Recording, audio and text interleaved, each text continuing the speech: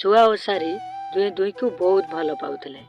ଖୁସି ଆନନ୍ଦରେ ଦୁହେଁ ଆକାଶରେ ଉଡ଼ି ବୁଲୁଥିଲେ ଏବଂ ଏକାଠି ଖାଦ୍ୟ ସଂଗ୍ରହ କରି ଖାଉଥିଲେ। ଶୁଆ ଶାରୀକୁ ପ୍ରମିସ୍ କରି କହିଥିଲା ଯେ ଯେତେ କଷ୍ଟ ଆସୁ ପଛେ ମୁଁ ତତେ ମୋ ଠାରୁ କେବେ ବି ଅଲଗା କରିବାକୁ ଦେବିନି। ଖୁସି ଆନନ୍ଦରେ ଶୁଆ ଶାରୀ ରହିଥାନ୍ତି। ଦିନେ ଖାଦ୍ୟ ସଂଗ୍ରହ କରିବାକୁ ଶୁଆ ଯାଇଥିଲା, କିନ୍ତୁ ଶାରୀଟି ବସାରେ ରହିଯାଇଥିଲା। ସେଦିନ ଖାଦ୍ୟ ସଂଗ୍ରହ ପାଇଁ ଶାରୀ ଯାଇନଥିଲା। ଶୁଆ ଉଡ଼ି ଉଡ଼ି ଖାଦ୍ୟ ନେଇ ପହଞ୍ଚିଲା ବେଳକୁ ଦେଖିଲା ଶାରୀର ଦୁଇଟି ଆଖି କାଉର ଆକ୍ରମଣରେ ନଷ୍ଟ ହୋଇଯାଇଛି। ସେଇଦିନ ଠାରୁ ଶୁଆ ଏକାକୀ ଖାଦ୍ୟ ସଂଗ୍ରହ କରିଯାଏ, ପୁଣି ଖାଦ୍ୟ ଆଣିବା ପରେ ଦୁହେଁ ମିଶି ଏକାଠି ଖାଆନ୍ତି। ଏମିତି କିଛି ଦିନ ବିତିଗଲା।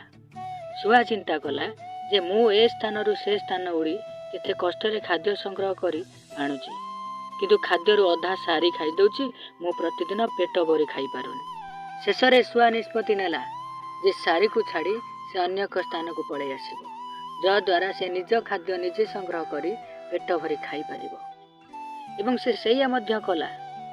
ଶାରୀକୁ ଛାଡ଼ି ଦେଇ ପଳାଇ ଆସିଲା। ଏମିତି କିଛି ବାଟ ଉଡ଼ି ଉଡ଼ି ପଳାଇ ଆସିଲା। ହଠାତ୍ ତାର ଅନ୍ଧୁଣି ଶାରୀ କଥା ମନେ ପଡ଼ିଲା। ଭାବିଲା ଯେ ମୋର ସିନା ଆଖି ଅଛି, ମୁଁ ଏ ଡାଳରୁ ସେ ଡାଳ ଉଡ଼ି ଖାଦ୍ୟ ସଂଗ୍ରହ କରି ଆନନ୍ଦରେ ଖାଇପାରିବି, କିନ୍ତୁ ସେ ଅନ୍ଧୁଣି ଶାରୀଟା, ତାର ତ ଆଖି ନାହିଁ। ସେ ଖାଦ୍ୟ ସଂଗ୍ରହ ବା କରିବ କେମିତି ଏବଂ ଖାଇବ କ'ଣ? ମନକୁ ବୁଝାଇ ପୁଣି ଫେରି ଆସିଲା ଶାରୀ ପାଖକୁ। ଆଉ ସେ ଡାଳରେ ପହଞ୍ଚି ଦେଖେ ତ ଡାଳରୁ ବସାଟି ଗଛ ତଳେ ପଡ଼ି ଭାଙ୍ଗି ଯାଇଛି।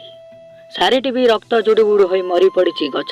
ଶୁଆର ଆଖିରୁ ଲୁହ ଧାର ଧାର ହୋଇ ଝରି ପଡ଼ିଲା ଏବଂ ସେ ଅନୁତାପ କଲା ଯେ ମୁଁ ମୋ ଶାରୀକୁ କଥା ଦେଇଥିଲି ଯେ ଯେତେ କଷ୍ଟ ଆସୁ ତତେ କେବେ ଦୂରେଇ ଦେବିନି, ହେଲେ ଆଜି ମୁଁ ଦୂରେଇ ଦେଉଥିଲି ବୋଲି ମୋ ଶାରୀ ମୋ ଠାରୁ ଦୂରେଇ ଗଲା।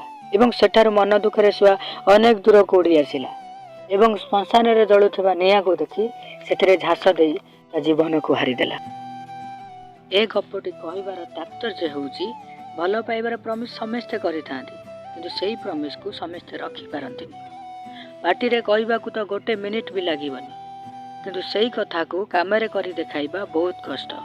ତେଣୁ ପ୍ରମିସ୍ ଡେରେ ଲଭର୍ସମାନଙ୍କୁ ଏତିକି ରିକ୍ୱେଷ୍ଟ କରୁଛି, ତମମାନଙ୍କ ବିଏଫ୍କୁ କି ଜିଏଫ୍କୁ କେବେ ମିଛ ପ୍ରତିଶ୍ରୁତି କି ଭରସା ଦେବନି, କାରଣ ହୁଏତ ତୁମ ଭରସା ଓ ବିଶ୍ୱାସକୁ ନେଇ ଏ ଦୁନିଆରେ ସେ ବଞ୍ଚିଥିବ।